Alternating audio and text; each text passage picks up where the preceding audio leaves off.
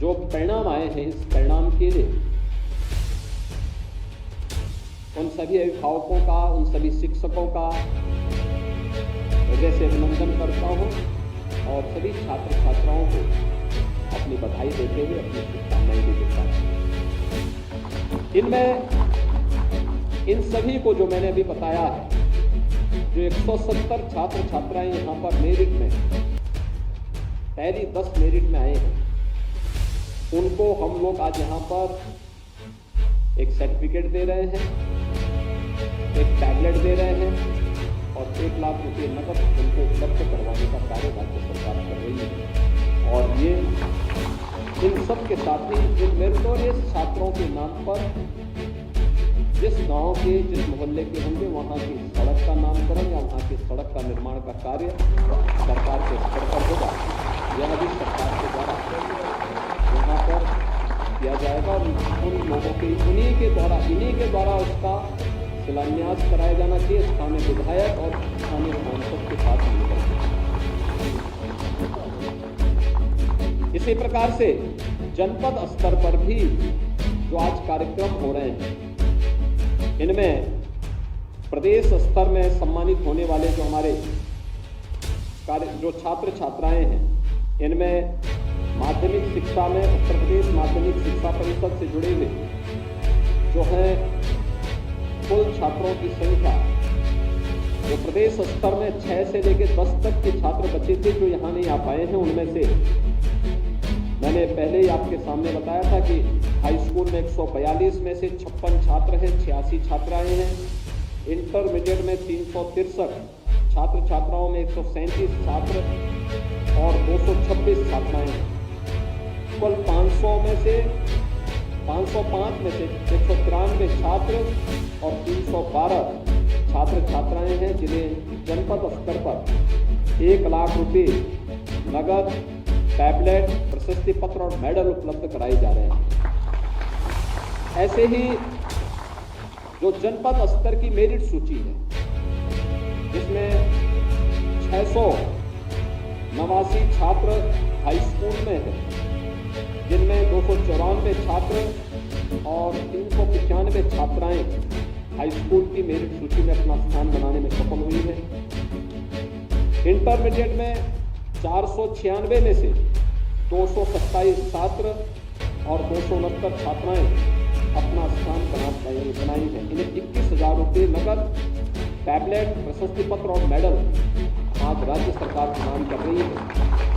इन्हें हमारे प्रभारी मंत्री, माननीय सांसद, माननीय विधायकों के द्वारा जनपद स्तर पर यह प्रशस्ति पत्र इस कार्यक्रम के तत्काल बाद वितरित होगा।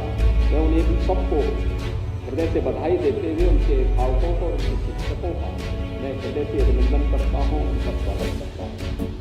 जितने भी बेसिक शिक्षा अधिकारीगण हैं, प्रधानाचार्यगण हैं, शिक्षकगण हैं, उन सबसे मैं अनुरोध करूँगा कि उनका दायित्व बनता है कि परसों से स्कूल चलो अभियान प्रारंभ होगा, कोई बच्चा छूटने न पाए।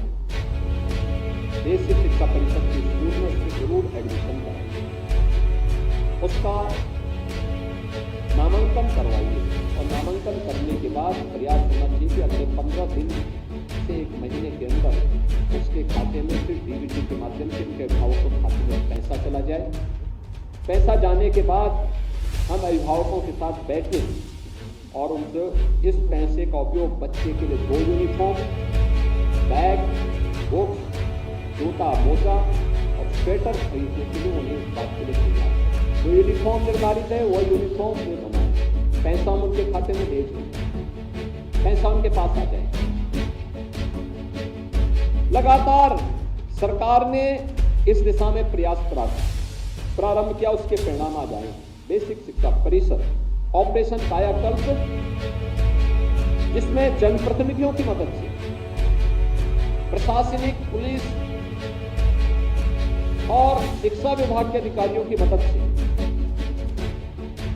गांव के या शहरी क्षेत्र के तमाम अन्य महानुभावों की मदद से हम लोगों ने विद्यालयों में आमूलचूल परिवर्तन करने का काम किया। आज परिणाम है कि भारी मात्रा में छात्रों की संख्या बेसिक शिक्षा परिषद की स्कूलों में इसके परिणाम हम सबके सामने हैं। लोग बेसिक शिक्षा परिषद को एक आशाभरी निगाहों से देख रहे हैं।